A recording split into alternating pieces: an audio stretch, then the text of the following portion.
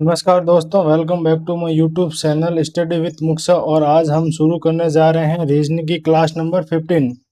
आज का हमारा टॉपिक रहेगा रिश्ता संबंधी, ब्लड रिलेशन, जो बीएसटीसी पीटीईटी 2026 के लिए बहुत ही इम्पोर्टेंट है। तो वीडियो को पूरा ध्यान से देखना।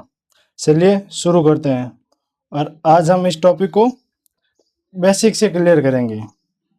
सबसे पहले इसका बेसिक करेंगे, उसके बाद हम कल से इसके प्रश्न लेंगे। आज हम इसके सिर्फ बेसिक और बेसिक क्लियर करेंगे। ठीक है मित्रों, तो चलिए देखते हैं। सबसे पहले इस टॉपिक में सबसे पहले ये ध्यान होना बहुत ही जरूरी है दोस्तों कि कौन किसका संबंधी है, कौन किसके क्या लगता है। ये अगर ध्यान है तो फिर ये क्वेश्चन में कोई तकलीफ नहीं आएगी। चलिए देखते हैं। दादा या दादी का इकलौता पुत्र, दादा या दादी का इकलौता पुत्र आप सबको पता है दोस्तों, क्या कहलाता है? पिताश्री। पिता के माता या पिता क्या कहलाता है? दादा या बाबा। सबको पता ही है, बस बोलने का लहजा अलग है। कई क्षेत्र में क्या बोलते हैं, कई क्षेत्र हमको ध्यान रखना है कि दादी या बाबा। कहीं कहीं दादा भी बोला जाता है, लेकिन हमको पुस्तक की लैंग्वेज में ही याद रखना है, दादी या बाबा। माता के पिता, माँ के माता या पिता, नानी या नाना। जो हमारी मम्मी होती है उनके माता पिता, माता कहलाती है नानी और पिता नानाश्री। आप सबको पता ही है मित्रों। पिता का भाई सासा या ताऊ, पिता का भाई क्या कहलाता है? सासा या ताऊ। माँ का भाई मामा, माँ का भाई को हम मामा कहते हैं। ठीक है मित्रों। पिता की बहन बुआ, जो हमारे पिताश्री है उनकी जो बहन होती है वो हमारे बुआ लगती है। इस तरह याद करोगे तो इसमें कोई तकलीफ नहीं होगी। खुद पे लेके याद करो। जैसे कि हमारे पिताश्री की बहन तो हमारे क्या लगेगी? बुआ। हमारे माता के पिताश्री और माताश्री हमारे क्या लगेगी? नाना या नानी। ऐसे याद करेंगे तो इस टॉपिक में कोई तकलीफ नहीं होगी और ये आसानी से सॉल्व हो जाएगा। माँ की बहन मौसी, अब यहाँ पे मौसी बोला गया है और कहीं कहीं क्षेत्र में मासी कहते हैं। ये अलग अलग हर जगह बोला जाता है, इसीलिए इनको पढ़ना अनिवार्य है। बाबा की इकलौती बहू को माँ, बाबा यानी दादा, दादा की जो इकलौती बहू होती है उसको क्या कहा जाता है? माँ। अगला देखते हैं। दादी की इकलौती बहू माँ, दादी की इकलौती बहू माँ। माता या पिता का बेटा भाई, माता या पिता की बेटी बहन।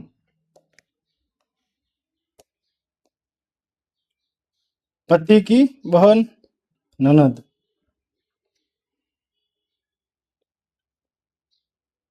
ठीक है मित्रों। पत्नी की बहन साली। आपकी पत्नी है और आपकी पत्नी की बहन आपके क्या लगेगी? साली। ये सबको पता है कि साली लगती है। ठीक है। पति का भाई देवर लगेगा। छोटा भाई होता है वो देवर लगेगा और जो बड़ा भाई होता है वो जेठ लगेगा। जेठ। पति का भाई जेठ, बड़ा भाई। बड़ा भाई क्या लगेगा? जेठ और छोटा भाई देवर।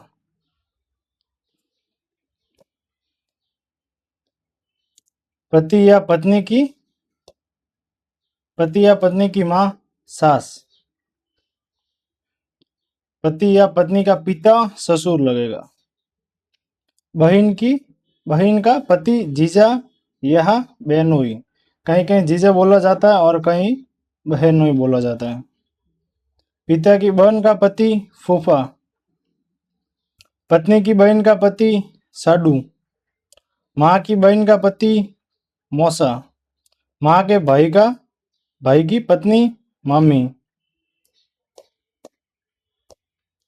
पिता के छोटे भाई की पत्नी सासी, पिता के बड़े भाई की पत्नी ताई, पिता पिता के जो बड़ा भाई होता है उनकी पत्नी लगती है ताई,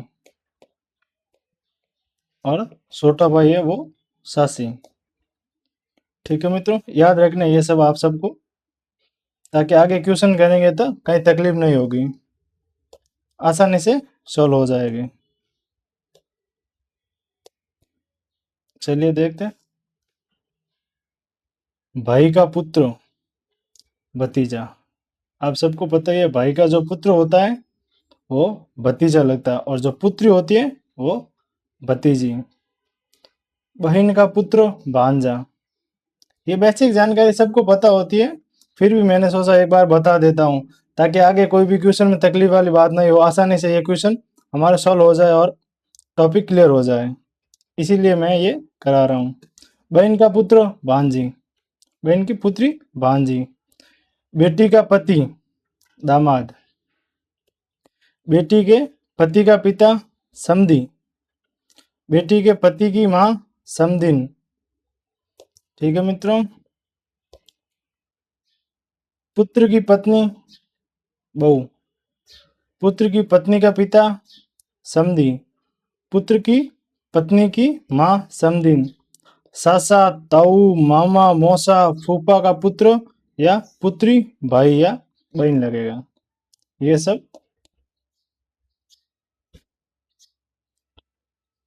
भाई या फिर बहन। ठीक है मित्रों, इसमें कोई तकलीफ आपको? चलिए आगे बढ़ते हैं। और दोस्तों, रिश्ते संबंधी प्रश्नों को तुम अपने पर ही लागू करके हल करने तो शीघ्र हल होगा। खुद पे लागू करने, जैसे मेरे पिता, पिता के जो भाई होता वो क्या चाचा, जो पिता के भाई की पत्नी सासी, पिता के बहन बुआ, ऐसे याद करेंगे तो क्वेश्चन आसानी से हल हो जाएंगे। ठीक है, अगला देखते हैं। रिश्ते संबंधी प्रश्नों को शार्ट बनाकर भी हल कर सकते हैं, जिसमें जिसमें पुरुष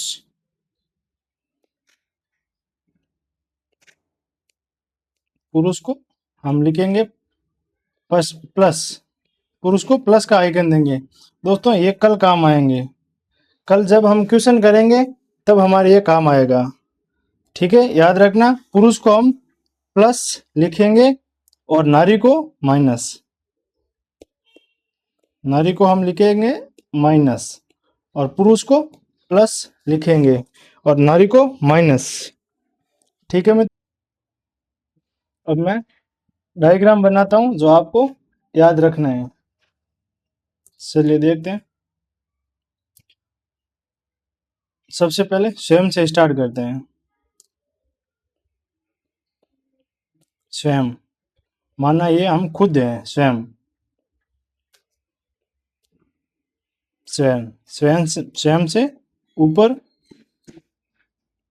पिता, पिता को हम इस तरह ऊपर लिखेंगे, जैसे डायग्राम बनने में आसानी रहती है और क्वेश्चन आसानी से सॉल्व हो जाता है। और जो जब डायग्राम सही है तो क्वेश्चन का उत्तर कभी भी गलत नहीं आएगा, लेकिन हमारा अगर डायग्राम गलत बन गया तो उत्तर हमेशा गलत ही आएगा।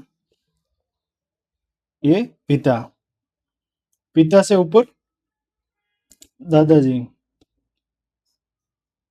अब दादाजी भी लिख सकते हैं और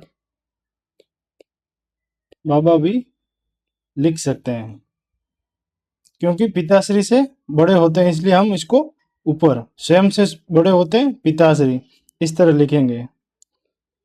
प्रश्न और ऊपर जैसे आगे दे रखा हो तो फिर पड़ दादा, दादा के पिताश्री हमारे परदादा, और पिताश्री के दादा, और दादा के पिताश्री। ठीक है, इतना ही पूछते हैं मोस्टली इसमें। चलिए अब नीचे देखते हैं, नीचे की ओर कैसे। जैसे हमारे नीचे पुत्र, जो हमारा पुत्र होगा उसको हम नीचे लिखेंगे, उसके नीचे पोते और पड़ पोते। इस तरह हम डायग्राम बनाएंगे, जिस तरह आसानी से ये क्वेश्चन हल हो जाएगा। सेम सेम जैसे अगर हम नया पेज ले लेता हूं,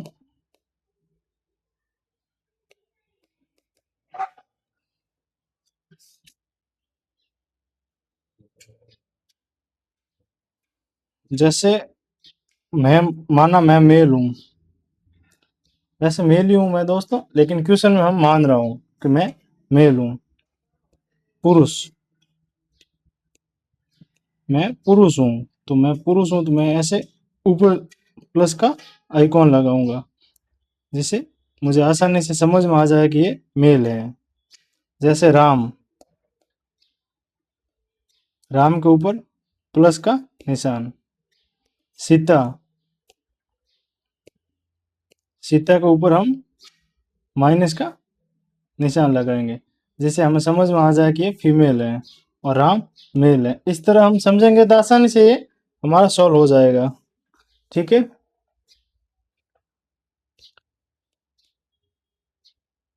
ठीक है मित्रों, अगला देखते हैं। अगर भाई और बहन, भाई और बहन का पूछा जाए तो हम बीच में इस तरह का चिन्ह लगाएंगे, ये भाई और बहन को दर्शाएगा। अगर पति और पत्नी का पूछा जाए, पति और पत्नी, पति पत्नी का पूछा जाए तो बीच में ऐसा निशान लगाएंगे, तीर का निशान, जिससे हमें आसानी से समझ में आ जाए कि ये जोड़ा पति और पत्नी का है और ये भाई और बहन का है। ठीक है मित्रों, ये कुछ कुछ जानकारी जो आपको वैसे तो पता ही है, लेकिन एक बार बता दिया तो अब आसानी से हमारा जो आगे का टॉपिक है, जो क्वेश्चन होंगे उसको सॉल्व करने में कोई तकलीफ नहीं होगी। ठीक है मित्रों, धन्यवाद। कल हम लेंगे क्वेश्चन नंबर 1 से, जो पिछली भर्तियों में कहीं ना कहीं आ रहा है, वो क्वेश्चन कराऊंगा। ठीक है, धन्यवाद।